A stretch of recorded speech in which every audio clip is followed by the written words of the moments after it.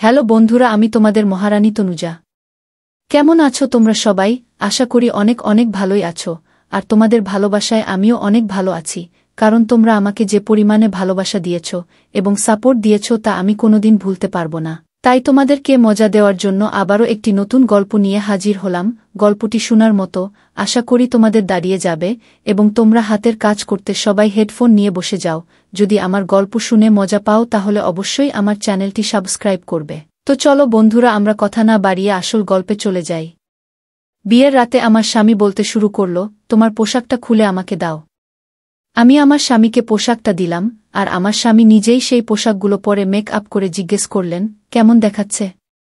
আমি অনেক রেগে গেলাম আর ঘুমিয়ে গেলাম। 1 মাস পরে আমার স্বামী এক রাতে অজ্ঞান হয়ে যায়। ডাক্তারকে ডাকা হলে ডাক্তার এমন খবর দেন যে আমি হতবাক হয়ে যাই। আমার স্বামী 3 মাস ধরে। আমার নাম উমাইরা। আমি যখন বিয়ে করি তখন আমার বয়স ছিল মাত্র 17 বছর। সত্যি বলতে আমার বিয়ের অনেক ইচ্ছে ছিল। কিছু মেয়ে আছে যারা বলে বড় হয়ে আমাদের এই হতে হবে, আমাদের অনেক ভালো কাজ হবে, কিছু কাজ। হ্যাঁ, কিন্তু আমি শুধু এটাই বলেছি যে আমার বিয়েতে মতো আছে আর নিজের সংসার ভালো করে চালাতে চাই। আমার মনে হতো আমার একটা স্বামী হোক, অফিস থেকে বাড়ি এলে আমার জন্য একটা ফুল কিনে আনুক, আমাদের বাবু হবে, আমি বাড়ি বসে খাবার রান্না করলে বাবুরা বলবে বাবা এসেছে। এমন ছোটখাটো বিষয়েই আমি অনেক খুশি হতাম। আর ছোটবেলা থেকেই বিয়ের আমার অনেক শখ ছিল। বিয়ের আগে আমি অদ্ভুত রকমের রোগে ভুগতাম। আর সাধুরা বলতেন বিয়েই এর নিরাময়। আগে যখন আমার রোগ হতো তখন লোকে বলতো আমি কোনো ভূতের দ্বারা আক্রান্ত। কিন্তু আমার বাবা এসব জানত, কারণ সে একজন ডাক্তার। তাই সে জানত যে আমার কি সমস্যা। তাই সে দ্রুত সম্পর্ক খুঁজে আমার বিয়ে দিয়ে দিল। আমি অনেক খুশি হয়েছিলাম, বউ হয়েও হাসছিলাম। এমনকি আমার মা পর্যন্ত আমাকে মুখ বন্ধ করে বসতে বলেছিল। বিয়ের পর সুখে আমি আমার ঘরে চলে এলাম। আমি সুন্দর করে বসেছিলাম, যেমন কোণে সিনেমায় বা নাটকে বসে থাকে তেমন করে বিছানায় নিজের পোশাকটা বিছিয়ে বসেছিলাম। ঘোমটাও মাথায় দিয়ে রেখেছিলাম আমি। পোশাকটাও অনেক ভালোবেসে এবং অনেক যত্ন করে বানিয়েছিলাম। আমি লাল রঙের পোশাক পরতে চাইনি, তাই আমি গোলাপি রঙের পোশাক পরেছিলাম। আমাকে অনেক সুন্দর দেখাচ্ছিল। আজ আমি নিজেকে নিয়ে গর্বিত। আমি আমার স্বামীর চেহারাটাও দেখছিলাম এবং তাকে লুকিয়ে লুকিয়ে দেখেও নিয়েছিলাম। আমার স্বামী অনেক সুন্দর এবং আমারই বয়সী ছিল। এবং আমি ভেবেছিলাম যে আমার জীবন অনেক ভালো হবে। কিন্তু আমার স্বামী ঘরে আসতেই তার পা যেন কেমন করে উঠল। আমি ভাবতে থাকলাম, মনে হচ্ছে সে আমার সৌন্দর্যের তাপ আনতে পারেনি। তাই ইতিমধ্যেই সে ভয়ে কেঁপে উঠল। যখন সে এসে আমার সামনে বসল তখন তার হাতে কোনো উপহার ছিল না। সে আমার ঘোমটা তুলে দিল আর কোনো কথাও বলল না। আমি বললাম যে আমার জন্য কোনো উপহার নিয়ে আসোনি? সে বলল, গিফট এনেছিলাম, আলমারিতে রেখেছি, তুমি নিজেই বের করে নাও। কিন্তু যেতে দাও। আমার স্বামী তার কথা অসম্পূর্ণ রেখেছিল। আমি জানি না সে কি বলতে চেয়েছিল। নিজের স্বামীকে জিজ্ঞেস করলাম, আমাকে কেমন দেখাচ্ছে? সে বলল, সুন্দর দেখাচ্ছে। কথাটা শুনে আমি অবাক হয়ে গেলাম। প্রথম দিনে একজন স্বামী তার কনেকে এই কথা আবার বলে যে তুমি দেখতে অনেক সুন্দর। সে কি চাইছিল যে আমি প্রথম দিনেই তাকে আমার স্ত্রীর আবভাব দেখিয়ে ঘর থেকে বের করে দিই? আমার মনটা একটু খারাপ হয়ে গিয়েছিল। আর আমার স্বামীও এটা জানত। কিন্তু আমার মন ঠিক করার জন্য সে কিছুই করল না। আমার স্বামীর নাম ছিল হামজা। এমনকি আমি তাকে এতটাও বলেছিলাম যে আমি তোমার স্ত্রী।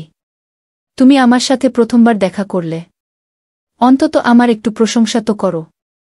তারপরেও আমার স্বামী কিছু বলেনি বা কোনো প্রতিক্রিয়াও দেখায়নি। হয়তো তিনি ভয় পেয়েছিলেন। কিন্তু তারপরে সে এমন কথা বলল যে আমি অবাক হয়ে গেলাম। সে বলল, যাও তোমার পোশাকটা পরিবর্তন করো। আর আমাকে এই পোশাকগুলো দাও। তোমার পোশাক পরিবর্তন করে এসো, এটা তো বুঝলাম। কিন্তু তোমার পোশাকটা দাও, এই বিশ্বাসটা বুঝলাম না আমি। যাই হোক, আমি পোশাকটা পরিবর্তনে গেলাম আর বাথরুমে গিয়ে যা দেখলাম তাতে অবাক হয়ে গেলাম আমি। বাথরুমের ভিতরে যেখানে সাবান, শ্যাম্পু ইত্যাদি রাখা ছিল সেখানে অনেক মেকআপ এর জিনিস পড়েছিল। আর সেগুলো একেবারে নতুন এবং অনেক দামি। এগুলো শুধুমাত্র আমার জন্য। আমি অনেক খুশি হয়েছিলাম যে আমার স্বামী নিশ্চয়ই আমাকে উপহার দেওয়ার জন্যই এগুলো রেখেছে। আমি এই জিনিসগুলিকে একটু ব্যবহার করে দেখলাম, এগুলো সত্যিই অনেক সুন্দর জিনিস ছিল। আমি অনেক খুশি হয়েছিলাম যে এই সমস্ত জিনিসগুলো আমার ছিল, এবং আমি অবশ্যই আগামীকাল এগুলো ব্যবহার করব। এবং যখন আমি বাথরুম থেকে বেরিয়ে এলাম সে বলল, এই পোশাকটা আমাকে দাও। আমি ইতিমধ্যে পোশাক এবং অন্যান্য জিনিসপত্র প্যাক করে আমার হাতে ধরেছিলাম। আমি এটা আমার স্বামীর দিকে এগিয়ে দিলাম। আমি ভেবেছিলাম যে আমার স্বামী এই জিনিসগুলি যত্ন করে আলমারিতে রাখবে। তিনি আমাকে সাহায্য করার চেষ্টা করছেন। কিন্তু তিনি এই জিনিসগুলি নিয়ে বাথরুমে চলে গেলেন। আর আমি হাঁ করে দেখতেই থেকে গেলাম। আমার স্বামী আমার জিনিসপত্র নিয়ে বাথরুমে গেল কেন? আধ ঘন্টা পার হয়ে গেল, কিন্তু আমার স্বামী বাইরে আসছিল না। আমি মনোযোগ দিয়ে শুনলাম, বিশেষ কোনো শব্দ শুনতেও পেলাম না, আর না পানির কল খোলার আওয়াজ পেলাম বা অন্য কোনো আওয়াজও পেলাম না। এর মানে হলো তিনি গোসল করছেন না। আমি ভাবলাম সে গোসলে গেছে। কিন্তু আমার জিনিস বাথরুমে নিয়ে গিয়ে কি লাভ? মাঝে মাঝে এমন পরিস্থিতি মানুষের সামনে আসে, যার সম্পর্কে তার বিন্দুমাত্র ধারণা থাকে না। আর সে জানে না যে এটা কেন হয় বা তাদের কি করা উচিত। এমনকি সে কিছু ভাবার যোগ্যও থাকতে পারে না। আমারও একই অবস্থা। কারণ এটা কে ভেবেছিল যে স্বামী তোমাকে বলবে তোমার পোশাকটা বদলাতে, তারপর সে তোমার জামাকাপড় নিয়ে বাথরুমে যাবে? এই বিশ্বাসটার কি মানে ছিল? 2 ঘন্টা পর আমার স্বামী বাথরুম থেকে বেরিয়ে এলো। তাকে দেখে শুধু পায়ের নিচ থেকে মাটিই সরে গেল না, মাথা থেকে আকাশও উড়ে গেল বলে মনে হলো যেন। আমার মনে হচ্ছিল যেন ঘরের দেয়ালও উধাও হয়ে গেল। আমার সামনে শুধু আমিই ছিলাম। আমার স্বামী আমার বিয়ের পোশাকটা পরে বাইরে দাঁড়িয়েছিল এবং আমার মতোই পোশাক পরেছিল, এমনকি তার চুলগুলো একটি ব্যান্ড দিয়ে বাঁধা ছিল। পৃথিবীতে এমন কোনো মানুষ থাকতে পারে যে অনেক মজা করতে পারে। আর সেই ব্যক্তির বিষয়ে এটা ছড়াতে পারে যে সে অনেক বেশি মজার। কিন্তু সেও বিয়ের রাতে তার কনের সাথে এইভাবে মজা করবে না। এর মানে হলো এটা মোটেও মজার ছিল না। আমি কিছুই বুঝতে পারছিলাম না। আমার গলা দিয়ে একটা শব্দ বের হচ্ছিল না, যখন আমার স্বামী তার কানের কাছে হাত রেখে তার নকল চুলগুলো পিছনে দিকে দিয়ে বলল, আমাকে কেমন দেখাচ্ছে বলো? এই রং তোমাকে তো একদম মানাচ্ছিল না। এত সুন্দর পোশাক কিভাবে পরতে হয় তুমি তো সেটাও জানো না। তুমি পোশাকটা কিভাবে পরেছিলে? এটাকে এইভাবে পরা উচিত। তুমি যখন পরছিলে তখন মনে হতো এটা কম টাকার পোশাক। কিন্তু এখন দেখো আমি পরেছি, মনে হচ্ছে যেন এতে প্রাণ চলে এসেছে। দেখো এটাকে এইভাবে ধরতে হয়। আমার স্বামী যেন কথা বলছিল না, সে তো আমার কানে যেন গলে যাওয়া কিছু ঢালছিল। আমি বললাম, কি হয়েছে তোমার? কি সব করছো তুমি? তুমি আমার পোশাকটা পরেছ কেন? তার উপরে এই রকম মেকআপ কেন পরেছ? কেউ দেখলে কি হবে? সে বলল, আমার এইসব অনেক পছন্দ। তোমাকে যখন আমি এই পোশাকে দেখলাম তখন আমার ইচ্ছা ছিল যে আমি এটা পরব, আর বাথরুমে পড়ে থাকা জিনিসগুলোও আমার, তুমি ওগুলো ধরবে না। আমি দেখলাম তুমি আমার জিনিসপত্র এদিক ওদিক করেছ। আজকের জন্য তোমাকে ক্ষমা করে দিলাম। যদি তুমি আমার জিনিসপত্রে দ্বিতীয়বার হাত দিয়েছ তাহলে আমার থেকে খারাপ আর কেউ হবে না। আমার এত রাগ হচ্ছিল, আমার মনে হচ্ছিল যেন আমি বমি করে দিব। আমি তাড়াতাড়ি কম্বল তুলে নিলাম আর মাথা পর্যন্ত কম্বল দিয়ে ঢেকে শুয়ে পড়লাম। আমার স্বামী পরে আমাকে আবার জিজ্ঞাসা করছিল যে আমাকে কেমন দেখাচ্ছে। একটু আমাকে ভালো করে দেখো, আমার ছবি তুলে দাও। এই লম্বা পোশাকের সাথে নিজের ছবি আমি নিজে কি করে নেব? সেলফি তো আমি ভালোই তুলতে পারি। আমি নিজের কান চাপা দিলাম। আমার চোখ দিয়ে পানি পড়তে শুরু করে। আমার সাথে এটা কি হয়ে গেল? আমি এমন একটা মেয়ে ছিলাম যার বিয়ের অনেক শখ ছিল। আর আমি একটা লোককে বিয়ে করতে চেয়েছিলাম, যে লোকের মতোই আমার খেয়াল রাখবে, যাকে দেখে আমি যেন বুঝতে পারি যে সে আমার স্বামী। আর সে একজন মজবুত মানুষ। কিন্তু আমার সামনে কে দাঁড়িয়ে আছে? সকাল হলো যখন আমার স্বামী সোফায় শান্তি করে ঘুমিয়েছিল। তার ঘুমানোর ধরনটাও মেয়েদের মতই ছিল।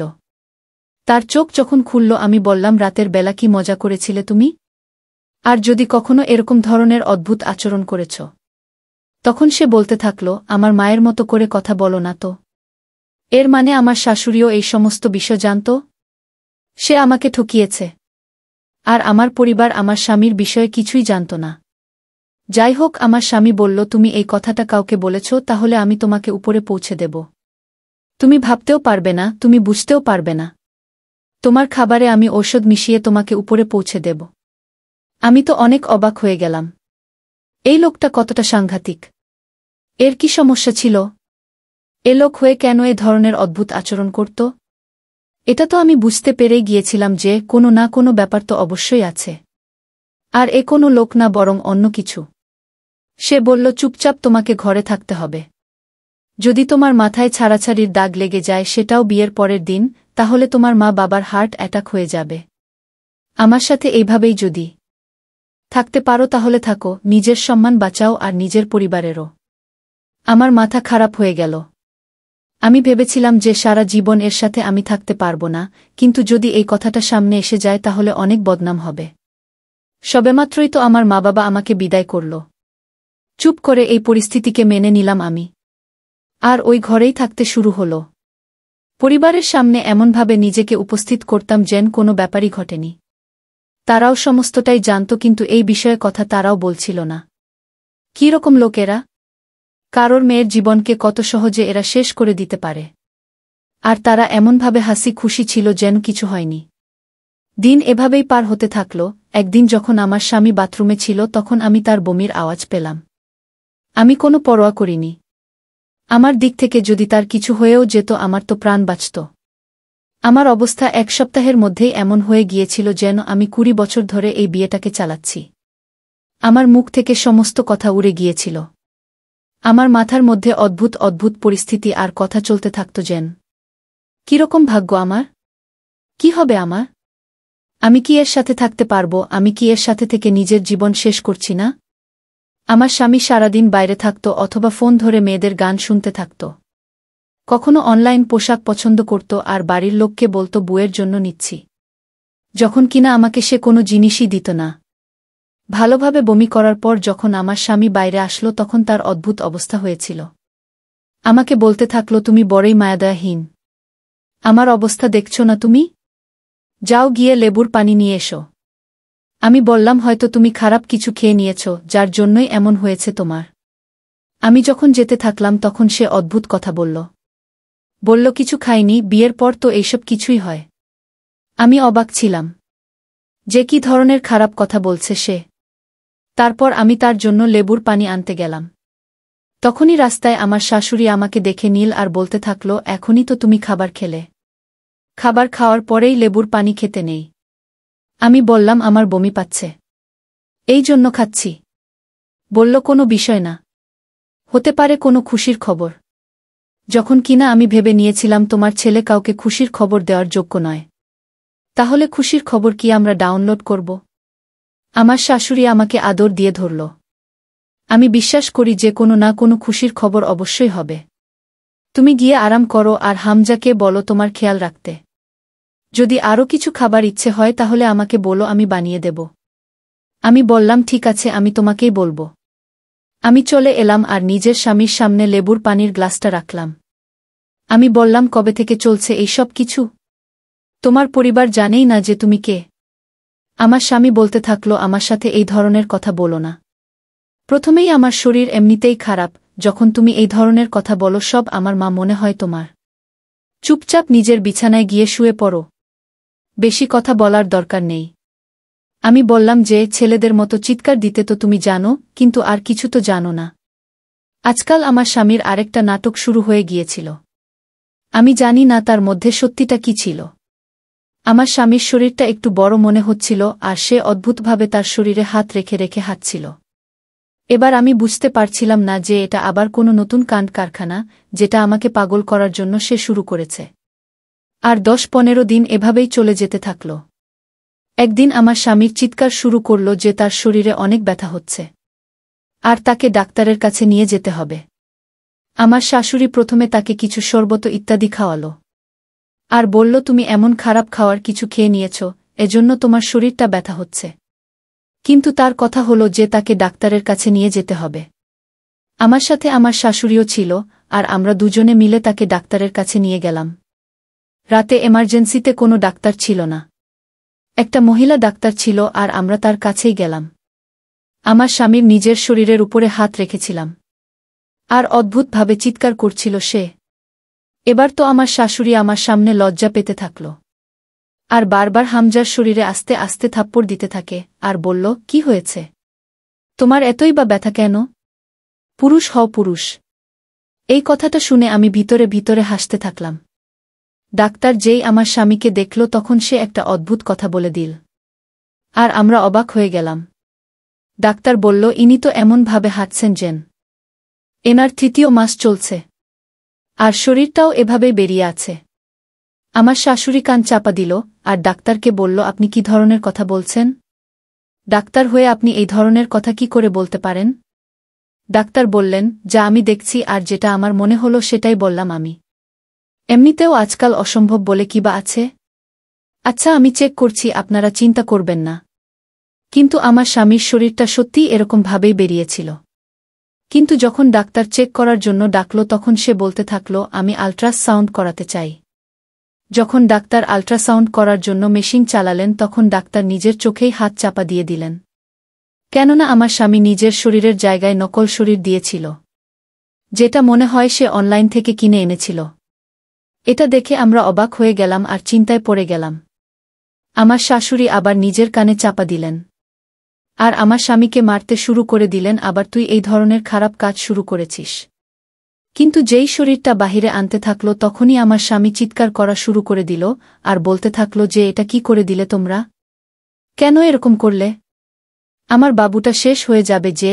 আর এমন ধরনের কথা বলছিল সে, যেন সে কোনো গর্ভবতী মহিলা আর তাকে যেন বাবু নষ্ট করার ওষুধ দেওয়া হয়েছে। আর ও তো পুরোপুরি পাগল হয়ে গেছে। আমি তো ভয় পেয়ে গেলাম। আমার এমন মনে হচ্ছিল যেন আমার আশেপাশের পুরো দুনিয়ায় ঘুরতেছে। আমি এরকম অদ্ভুত ঘটনার কথা কখনো ভাবতেও পারিনি, আর না কখনো চোখে দেখেছি। সেখানে এত বড় মজা হয়ে গিয়েছিল যে 2টো লোককে এসে আমার স্বামীকে সামলাতে হলো। আর ডাক্তার তাকে এসে ঘুমের ওষুধ দিয়ে দিল। এই সমস্ত দেখে আমার প্রেশার হাই হয়ে গিয়েছিল। আমার শাশুড়িও আমার সামনে লজ্জায় পড়ে গেলেন। স্বামীকে হাসপাতালে রেখে আমরা শাশুড়ি বৌমা ঘরে চলে আসলাম। আমি সবার সামনে এই কথাটা বললাম।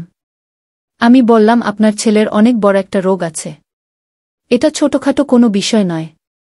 সে নিজেকে একজন মহিলা ভাবে, যার এটা মনে হয় যে তার বিয়ে হয়ে গেছে এবং অন্যান্য আর 5টা মহিলার মতো তার বাবুও হবে। আমার মা বাবাও সেখানে চলে এসেছিল। আমার শাশুড়ি বলল, আমার ছেলের ছোট থেকেই এই রোগটা আছে। আর আমরা এটা বলাবলি করি যে এর উপর কোনো ভূতের ছায়া পড়েছে। কিন্তু আমরা এই কথাটা কাউকে বলিনি। তোমাকে মিথ্যে বলেছি আমরা। তোমাদের কাছে আমি ক্ষমা চাইছি। আমাদের ক্ষমা করে দাও। এবার আমার বাবা ওদেরকে অনেক কথা শোনাল আর বলল, এবার এটা হতে পারে না যে আমার মেয়ে ওই মানুষটার সাথে এই ঘরে থাকবে। সে আপনার ছেলে নয়, বরং সে আপনার মেয়ে। ওর অপারেশন করান যাতে সেও কোনো একটা দিকে শান্তি পায়। আমার শাশুড়ি বলতে থাকল যে না, এ সমস্ত ঠিক হয়ে যাবে। মাত্র তো এখন বিয়ের 1 মাসও হয়নি। আপনার মেয়েকে ছাড়িয়ে নিবেন না দয়া করে। তাহলে তো ওর কপালে ছাড়াছাড়ির দাগ লেগে যাবে। আমি একে ঠিক করে নেব। আমি ওর চিকিৎসা করাব। কিন্তু আমি আমার মা বাবাকে সব কিছু বলে দিয়েছিলাম যে বিয়ের প্রথম রাতে সে কি কাণ্ড করছিল। সবার সামনে আমি এই কথাটা বলেছিলাম। এই লোকটা শুধুমাত্র কোনো রোগের শিকার নয়, বরং তার এই রোগটা অনেকটা বেড়েও গিয়েছে।